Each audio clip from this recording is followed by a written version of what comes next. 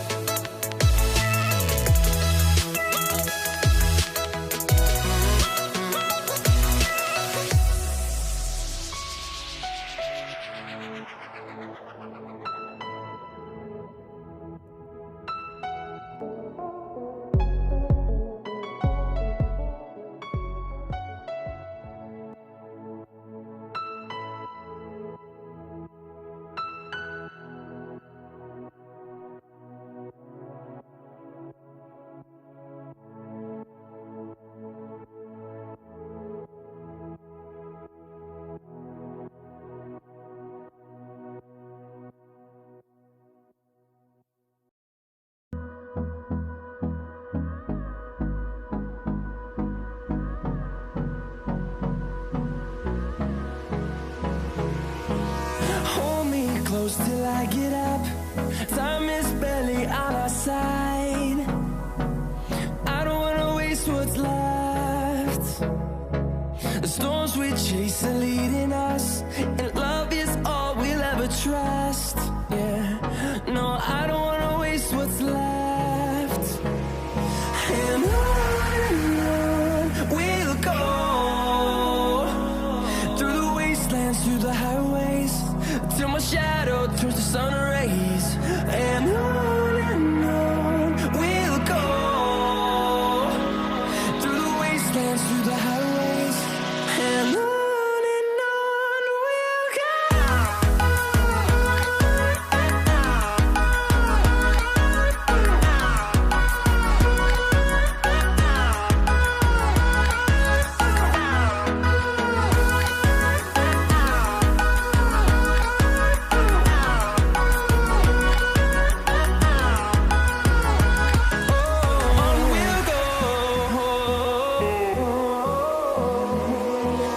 Finding life along the way, melodies we haven't played. No, I don't want no rest. Echoing around these walls, fighting to create a song. I don't wanna miss a beat. And on we'll go, through the wastelands, through the highways, till my shadow turns to sun rays. And on we'll go, through the wastelands, through the highways, and on we'll go.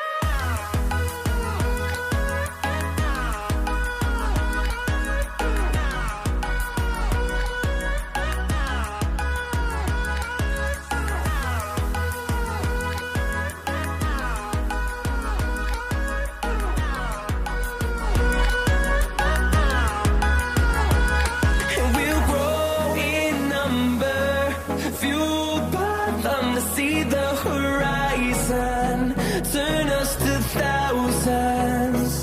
And we'll grow in number, fueled by them to see the horizon, turn us to thousands. And on we'll go, through the wastelands, through the highways, till my shadow turns to sun rays. And on we'll go, through the wastelands, through the highways, and on we'll